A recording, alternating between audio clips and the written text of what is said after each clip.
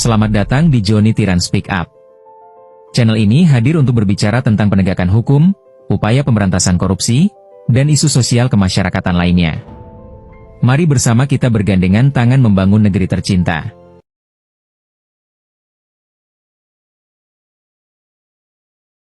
Halo saudaraku, di mana saja berada, kita bertemu kembali pada kesempatan ini. Senang sekali saya dapat menjumpai saudara-saudaraku, semoga selalu dalam keadaan sehat, tidak kurang suatu apapun, dan selalu dalam perlindungan Tuhan kita Yesus Kristus.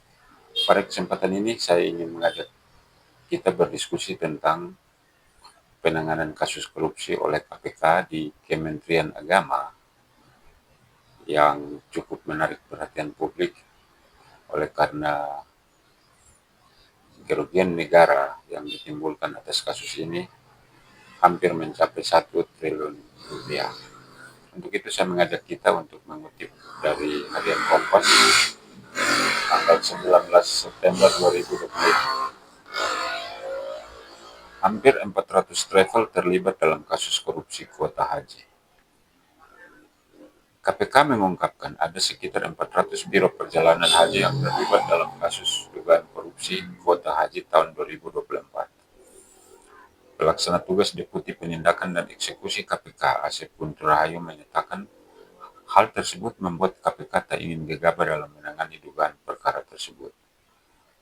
Itu kan hampir 400 travel yang membuat penanganan kasus ini agak lama, kata Asep di Gedung Merah Putih Jakarta, Kamis. Asep menyatakan penyidik juga tengah mendalami aliran uang terkait kuota haji tambahan. Kami tidak ingin gegabah dalam hal ini karena kami ingin melihat kepada siapa saja uang ini kemudian berpindah dan berhentinya di siapa. Karena kami yakin bahwa benar ada juru simpannya.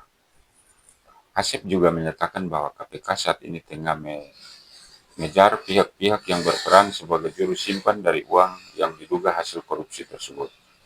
KPK menaksir kerugian negara dalam perkara ini mencapai 1 triliun rupiah. Nah, ini sangat menarik. Kasus korupsi ini yang terjadi di Kementerian Agama dan disidik oleh KPK, ada beberapa hal yang sangat menarik untuk kita diskusikan. Yang pertama, sesuai dengan Undang-Undang Nomor 8 Tahun 2019 tentang penyelenggaraan ibadah haji, kuota untuk jemaah haji reguler itu sebesar 92% dan kuota khusus hanya 8%. Namun pada saat tahun 2024 penyelenggaraan ibadah haji, saat ada penambahan kuota sebesar 20.000 dari pemerintah Arab Saudi, Kementerian Agama tidak melaksanakan ketentuan tersebut, yaitu mestinya 92% dari 20.000 adalah 18.400 semestinya diberikan kepada kuota reguler dan hanya 1.600 untuk kuota khusus. Akan tetapi Kementerian Agama membagi dua, masing-masing kuota untuk reguler 10.000 dan kuota untuk jalur khusus 10.000. Hal inilah yang mengakibatkan kasus ini disidik oleh KPK. Kemudian hal kedua yang cukup menarik juga adalah jumlah kerugian yang mencapai 1 triliun rupiah. Kemudian yang berikut melibatkan bukan hanya unsur dari Kementerian Agama, tetapi juga di pihak luar kementerian, yaitu hampir 400 travel yang selama ini menangani perjalanan ibadah haji. Jadi kasus ini patut diduga sebagai korupsi berjamaah. Kemudian yang berikut, beberapa orang juga telah dicekal oleh KPK, tidak boleh meninggalkan Indonesia, termasuk mantan Menteri Agama Yakut Khalil Qomas.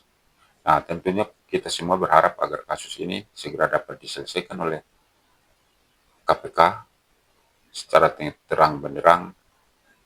Siapapun yang terlibat wajib untuk dimintai tanggung jawab. Demikian pertemuan kita pada kesempatan ini, dan bagi saudara-saudaraku yang ingin mendiskusikan lebih lanjut, silahkan ditulis di kolom komentar dan kita akan mendiskusikannya lebih lanjut. Terima kasih dan kita akan bertemu pada kesempatan berikutnya.